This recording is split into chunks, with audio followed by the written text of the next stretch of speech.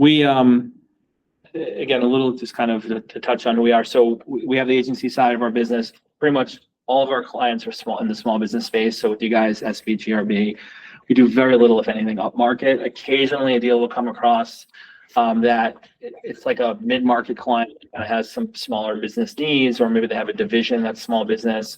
But pretty much, 99% of our business is going to be in the GRB model. Out of that, I'd say SB by volume is probably 70% of it. By revenue, it's probably close to 50-50 because GRB deals are bigger deals in general. So it's not as many quick starts. It's more of like bigger projects. But this is kind of our sweet spot. So SB, GRB, and then financial services is like 35-40% of our business is all financial service focused. And again, this just kind of speaks to who we are. So, brand, grow, and integrate. We kind of built out these 3 divisions within the company where we have our branding division, which is the web and branding services. Growth is really focused on the digital marketing services we offer. And then integrate is really more the technology side.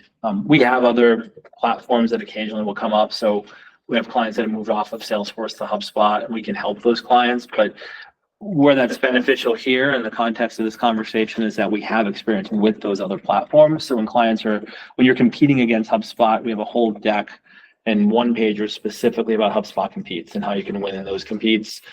We did a whole presentation on it as well. So there's a lot of content around how you can be better than HubSpot. And we even break it down by the type of compete. So if it's just a marketing compete, that's very different than if it's just a CRM compete, or if it's CRM and marketing, we have information on that too. So we're able to provide a lot of context to kind of speak to where Salesforce is better. And when we provide that content, it's less self-serving for you guys because, obviously you're going to say Salesforce is better than HubSpot, and HubSpot's going to say they're better than Salesforce. But when a third party steps in and kind of speaks to that, sometimes it obviously has a little more value. So if you ever need any of that supporting content, definitely something that our team has quite a bit of. As far as kind of just volume in general and what we've done. So last year we were involved in over 1,300 deals.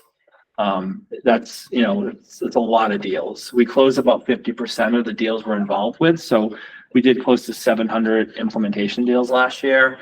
Over the last 3 years, we were the highest volume partner in the fin space. So we're doing more volume than any of the other partners out there. The difference is obviously some of these partners are much bigger, doing bigger deals. But in terms of deal flow, nobody's doing more deal flow than we are. And again, what's good about that is if we're involved in 1,300 deals, we're hearing like every objection, we're seeing every compete, and we're just seeing all of this firsthand. So we can provide a lot of that context for you guys. I personally have been on, I probably was on 800 plus deals last year, just myself alone. So, I'm not just running the company, and you guys know that I've been on calls with. I'm heavily involved in the day-to-day in terms of actually actively working these deals, talking to these clients. So I have a lot of firsthand experience here in terms of, again, what value can we bring from those conversations? I can definitely provide a lot of context there. Then 3-year close rates, 50%. Project management resources are onshore, and then development resources are some are offshore. So there's kind of a mix there. More importantly, food's here. The moment you've all been waiting.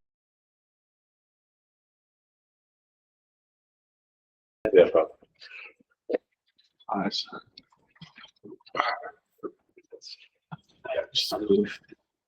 For those joining virtually, you do not get to share on the pizza, but glad you're here anyway. Means you weren't bribed by pizza, which is good. They didn't know. There. They're up there.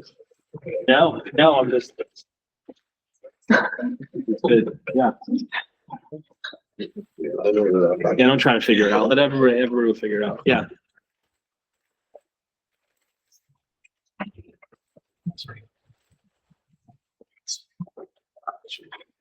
All right. Yeah, you guys. Yeah, why don't you guys can come up and grab some food while I'm talking. I'm not offended.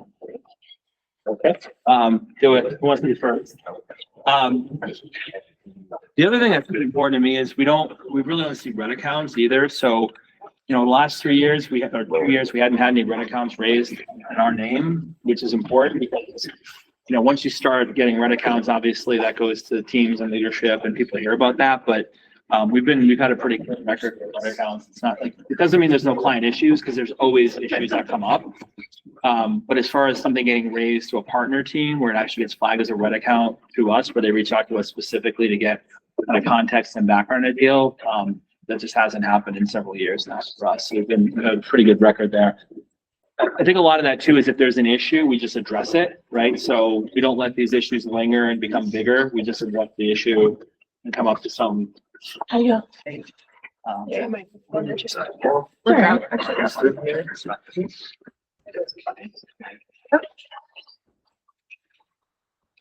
far as the product mix, and I touched on this, I mean, really, it's really any product. I mean, it's not much we don't work with. Kind of the ones we see the most: Sales Cloud, Financial Services Cloud, Account Engagement, Marketing Cloud, Service Cloud, Experience Cloud, Digital Engagement, and then Sales Engagement. We'll see, some Tableau or Analytics. We'll see some others, like some CPQ occasionally. I think mostly in financial services, it's either Sales Cloud, Financial Services Cloud, or Account Engagement with some Experience Cloud are kind of the things we see the most. But, as you start to see really any product, we can help there. And then any integration. So we do a lot of custom integration work. So just API integrations with other tools.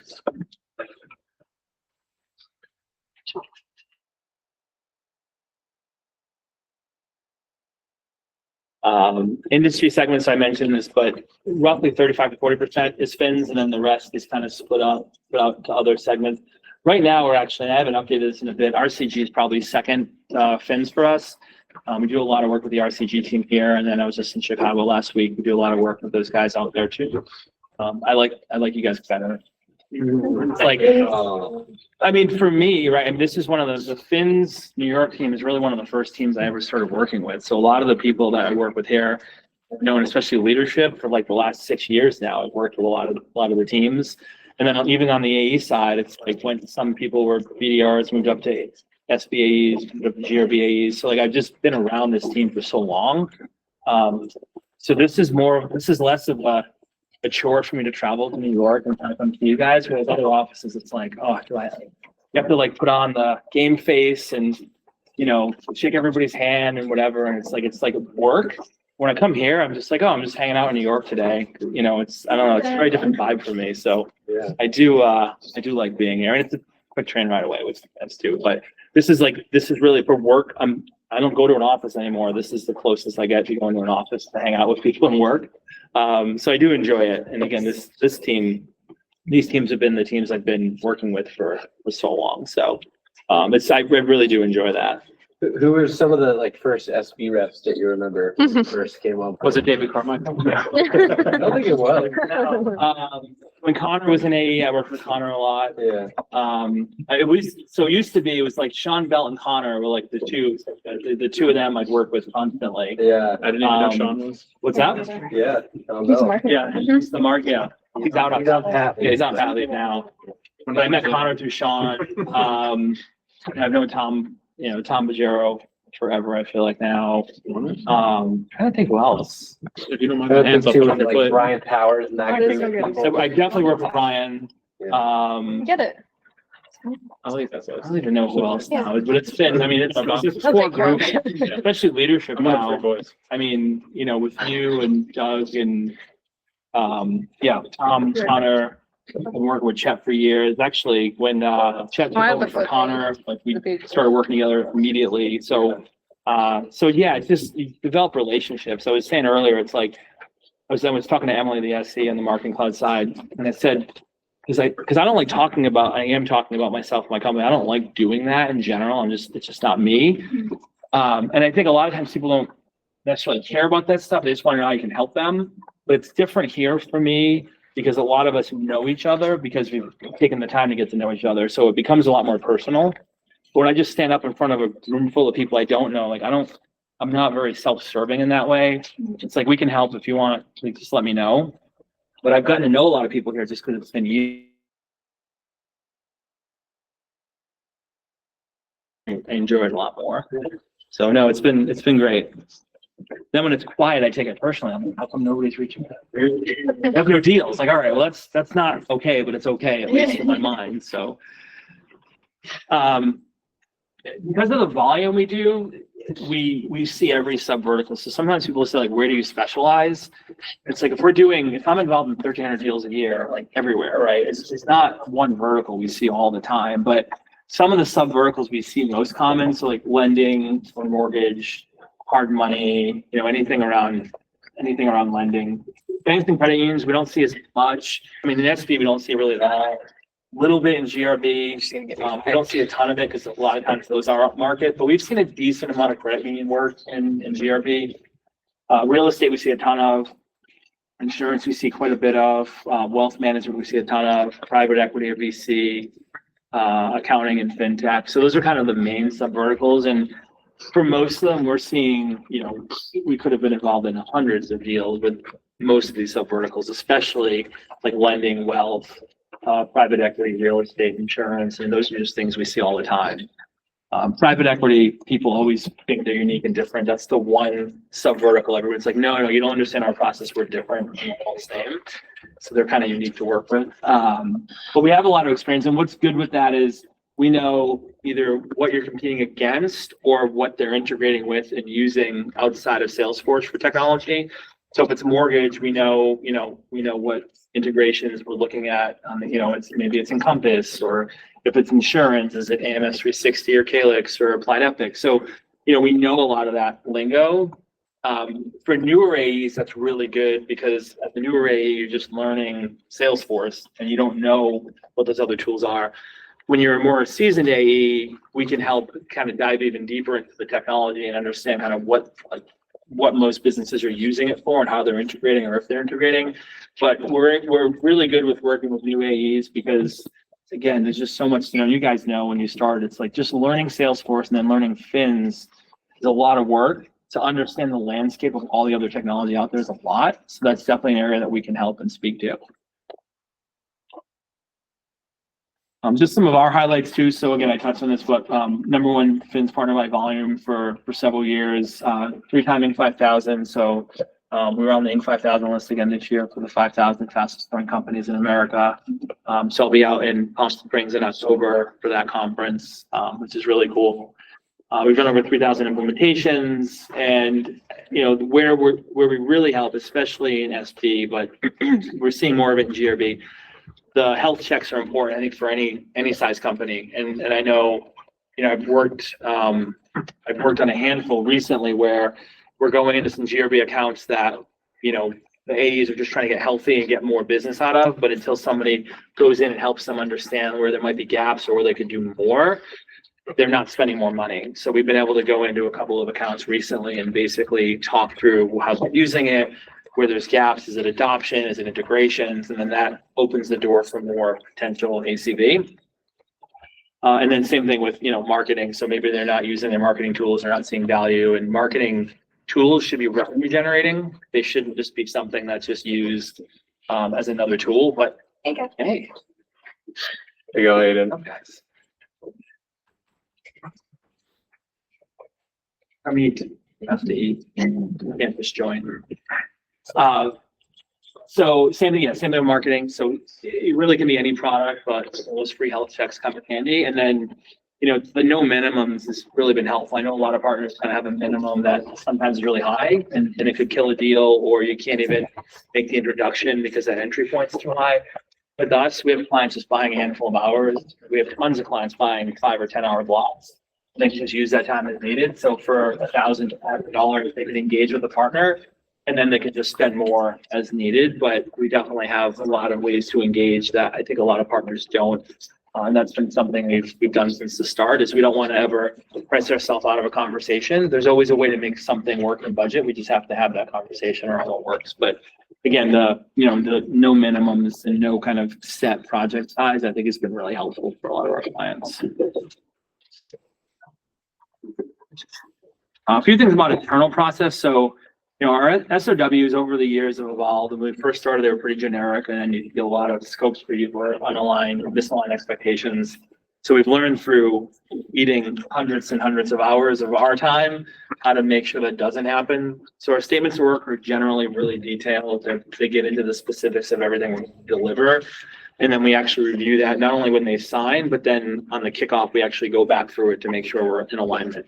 The best time to determine or to find out you're not aligned is on kickoff, because if you're 3 months, 2 months into a project and then you find out, can definitely raise a lot of red flags and cause an issue. But we generally can find that out on kickoff, because we'll go through the SOWs and make sure we're all on the same page. We'll agree to that, and then we'll move on. So it doesn't mean it doesn't happen where there's, misalignment at some point, but this cuts down on it because we review it right away. And then we also, we're really good about looping in AEs if we do find out there's an issue. And a lot of times it's either an unresponsive client. So we have so many clients that you just email and chase and they'll get back to you. And we'll generally let the AE know, like, hey, just in case you hear anything, we've been chasing this guy for, 3 months and we haven't heard anything. So that's one time we'll let you know. And then the other is if there's just misaligned expectations. So I have a deal right now where client wanted API integrations in his Experience Cloud portal. We reviewed the scoping call and all the other calls. It never came up. It was not in the SOW. So it's like, well, didn't come up in scoping, didn't come up with your AE. You signed the SOW, it's not in there. We can do it, but we double checked in our records and there's no mention of it. So, I loop in the AEs, say, hey, just so you know, and then they confirm, like, yeah, they never talked to us about it. Like, or they can help deal with it. Things like that happen. We record all of our calls. Like, if you guys have seen, we have the Fireflies note taker. That comes in so handy because we can reference back and say, well, this is what we actually talked about or what we didn't talk about. So we can surface those recordings. And there've been scenarios where I kind of feel bad when we have to do it, but I've taken sound bites from meetings and it's like, well, we said this, and it's like, no, actually you didn't. And occasionally you have to send those over. Those emails never get a reply, by the way. I think people just feel like, all right, I feel like an ass now, but it's good to have it if you need it. So, and then we, every project is starting within 2 to 3 days. So that's the other nice thing, is that we don't have, as busy as we always are, we don't have this 3-month long backlog. So I know there are partners that say, like, all right, we'll take on your project, but we can't get to it until October, November. Every project is started within 72 hours. So there's no exceptions to that. We make sure that if a client signs and pays, right, the only delay is if they don't pay, but if they sign and pay within 72 hours, we have a kickoff schedule. So we move pretty quickly in getting projects started. And then we do a lot of surveys too. So we just do check-ins throughout. We actually just changed, we're in the process of changing that, where we have a weekly, what we call a pulse check. And the client can they just click on a 1 to 5, basically, of how things are going. And that's the only requirements. They don't have to give us any information technically. Every week they just will log what they recorded for the week. And it's nice because it's less of a burden on them, but we just let them know we're logging these responses. So if somebody gives us a 1 or 2, it takes them to a form where it says, hey, if you have any challenges, let us know. So optionally, they can give us some information. And if it's a 4 or 5, we don't really have to ask anything. It's like, hey, great, glad to hear things moving along.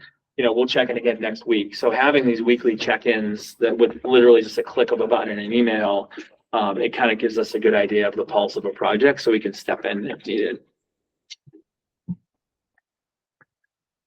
Touched on this a little bit, but just platform experience for us, because of the volume, I think it's a huge value that we can bring. So, if it's client on Redtail or you're competing against Redtail, we can talk to either. They're on Wealthbox, they're on Juncture, or Rethink if they're in real estate, MS360, Orion. These are, you guys have seen all of these. We've had experience with all of them. So again, whether it's competing against or integrating with, we can talk to any of this. And I think that's definitely a big part of the value we can bring, especially, and it's less self-serving if I say it, versus if you're telling them, like, yeah, we're better than HubSpot, where, you don't need Redtail. Obviously it doesn't sound the same. So I'm working on a deal now where it's a clients looking at HubSpot and Dynamics, which always to me is like a head scratcher. But I told the AE, like, let's transition this to where you're calling on us to talk about our experience with those platforms, because they were going to talk about it. And again, it just doesn't it doesn't send the same message to the client because they're hearing, when they talk to HubSpot, they're hearing the same thing about Salesforce and so on. So when you call on the partner specifically, kind of step in and say, hey, like, here's our experience, right? We work with these other technologies, but here's what you're going to find, and here's why Salesforce will fit what you're looking for better. And speak to that. And again, I mentioned earlier, but we have some of those one-pagers where we can even send one-pagers over that give side-by-side comparisons to some of these tools. So even though we have clients on some of these other platforms, we have the most documentation around why Salesforce is going to win out against some of these other tools. And again, I think that's really good coming from us. Is that a time limit? No, it's Nick Richards calling from San Francisco. Is that Dreamforce? Hey, what's going on? Yeah, he's at Dreamforce. That's fire.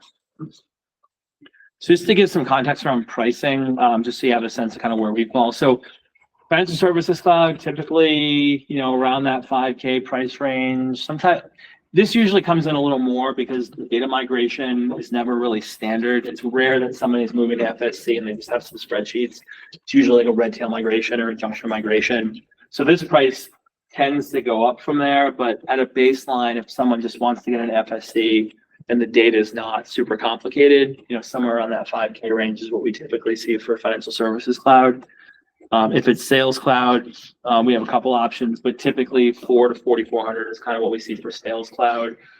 We have some cheaper options. Usually it's if they don't really have any data, or the data is very limited, or they just need some training and support. We do have other options, but typically we'll see most sales cloud projects in that 4 to 4,500 range, and most FSC projects closer to the 5 to 6K range. It's pretty standard.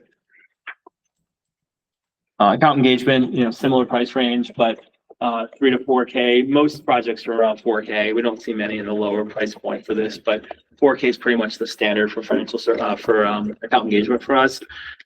We also do marketing cloud work. We don't see as much of it, especially in NSP. I don't think it sells a lot. And in GRB, I know there's like this personalization studio and some of the more complex functionality. We can do marketing cloud, especially with email studio or marketing cloud growth. Those are things we can take on and definitely help with. Just the volumes, like account engagement, we did 300 plus implementations just of account engagement last year. So our volume is super high with account engagement, but we can help with growth or marketing cloud engagement as well. And then the other thing that's really common, and I never really need to run the numbers on this, but I would say probably 30% of our engagements are just blocks of hours. So we have a lot of clients that either initially just need some help and don't want a full implementation, or they've had implementation with us or somewhere else. They just want to buy some time. And what's nice is if they buy blocks of hours, they can use them whenever. So we have clients that bought blocks of hours last year, and they're still, even though technically we have a soft expiration of 6 months, that's more of like, we'd like you to use them up in 6 months. We've never had them expire on somebody before, but it's good because they don't lose them. So say a client, has some work they need.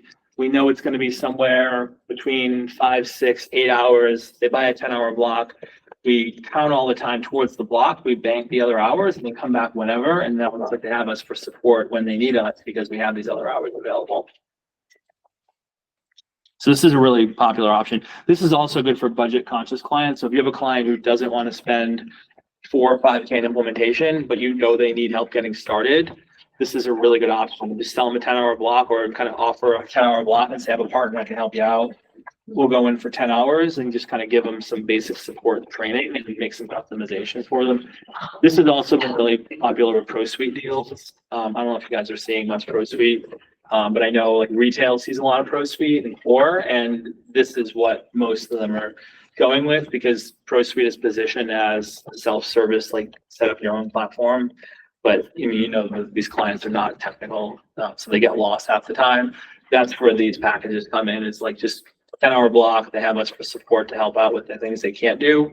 So that's where we've seen a lot of these recently. Good to know. I feel like we could probably use a little bit more enablement on Pro Suite, honestly. I think we're probably losing a lot of deals to like for options instead of just winning them with Pro Suite. Yeah, it's a weird offering. I don't know that. I just think in general, a lot of A's, haven't found a place to position it unless it's like, we just need a low cost option. Yeah.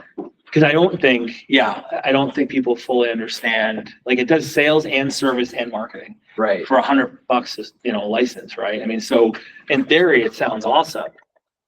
So it's like, well, what are the limitations? So, I mean, I agree. I do think that there's some opportunity to, for some more enablement. That might be something we can help with. But in general, like, again, if it's a client who is budget conscious, especially like a HubSpot compete, that's where we've seen it too, because HubSpot's coming in with, and I don't know if you guys know, HubSpot does free read-only licenses, right? So it's like, you get asked all the time, well, I have someone that just needs to see the data, they need to run reports, and they have to buy a full license. Those are free with HubSpot. So, I mean, how do you compete against a free license? You can't, and that's where ProSuite has been a better option. I think that would be worthwhile. Yeah. That I think, has anybody in here sold a ProSuite deal besides Dan? I think you have. You guys have sold a couple. Just like one or two. Yeah. I think like most people haven't. Right. Last year we were like not incentivized to, because of the whole new logo Right. bonus thing. That this year it's not important for us and for SB. Yeah. So I think that'd be good. I can't, DRB, I can't imagine you'd see it at all, right? Do you No, still? never. Okay, yeah, I wouldn't think so. Yeah, But for us, there is a segment that we're probably losing. Yeah. We could capture, I mean, $1,200 a year license, like that's great. yeah. Yeah, Feels great. We can definitely put something together. I agree. I don't see it, we don't see it much in fins. But like I said, in RCG, we see it quite a bit. And clients generally have liked it. I don't know if we've had any issues with clients feeling like it's been a lesser product. Yeah. So it is, it's pretty robust. The money, it definitely is a pretty good product. Selling, few P licenses and Pardot discounted all the way. Right. That seems like a better option. Yeah, the marketing side has a lot of limitations that you don't get from the other tools. Yeah. It's really more of like a direct MailChimp replacement than it is any type of like marketing automation. Yeah. But again, if you have a client who's using MailChimp and they only have a couple thousand contacts, ProSuite can handle that natively. Yeah. So, I think we all get a lot of those. yeah. Just, not gonna read through certifications because nobody really cares, but they look nice when you have a bunch of them. So we have a bunch of certs, all the major stuff. Occasionally Salesforce reaches out and says, oh, you need this certification because you're getting this type of deal. So I have to have somebody certified just for like one deal. Sometimes it's kind of weird, but sometimes they do pay attention to your certifications. Sometimes they don't. We have a lot of partnerships too. So when you talk about bringing in other tools to connect, so client needs SMS, but digital engagement's not the right fit. Rule of thumb, digital engagement is really rarely the right fit for those that haven't built it before. Has a lot of limitations, but someone needs texting. We have, SMS Magic and 360 SMS. They need DocGen. We have Panadoc, FormStack. So we have partner accounts with a lot of these other providers. So we have dedicated account support. Integrate. They want QuickBooks integration. We need DB Sync. We can make those introductions and help out as well. And then just in terms of engaging with us, so Slack is best. I mean, I feel like, everybody here is using Slack obviously anyway, but occasionally someone will call me, like, they're like, oh, I'm an AE in Colorado. I got your name from so-and-so. And I'm like, who just calls people anymore? This person's a psycho. But it is kind of weird to get just a call out of the blue. I think Slack obviously is best. And I don't even check my voicemail that much. It's the only people that call are trying to sell me something usually. So Slack is best. Feel free to call me, but I won't answer. So, text is fine too. I definitely get people that are texting me, which is great. Email is probably like third in a row of communication at this point. So it's like Slack, text, email, and then phone calls like way further down the list because we're on calls all day anyway. So by the time you even check your voicemail, it's after hours, and then maybe I'll call somebody back the next day, but probably not. So. Share calendar. It's funny when someone says share calendar with me and I scroll through the list of who I've shared my calendar with. It's really obnoxious. I have to scroll forever. Meaning everybody has control of my calendar, I feel like, which is fine, but it is a little scary when everybody has access to your calendar. But it makes it easy because you can just book time. So and I'm sure it's common practice for you guys to ask, but it's totally fine on our end. I've shared it with pretty much everybody. As far as when we can get involved too, in some cases, if you don't have an SE for a call, we can step in and play the role as an SE. I have no problem with that at all. If you just need another resource and there is an SE involved, I mean, we can kind of work collaboratively where we can provide more of that real world in-field experience, whereas the SE has a lot of technical knowledge usually, but not as much like in the field. This is how we've seen it deployed. So we can provide that more of like, this is what we've seen happen. Which again, and provide that third-party validation as a non-Salesforce employee. And as far as like when to bring us in, it doesn't matter to me. We've had, first call, flip call, or not until the pricing call. Whatever you're comfortable with is fine. In general, the earlier the better, because we can help kind of in general. If you feel like the deal isn't moving fast enough, there are things we can do to help.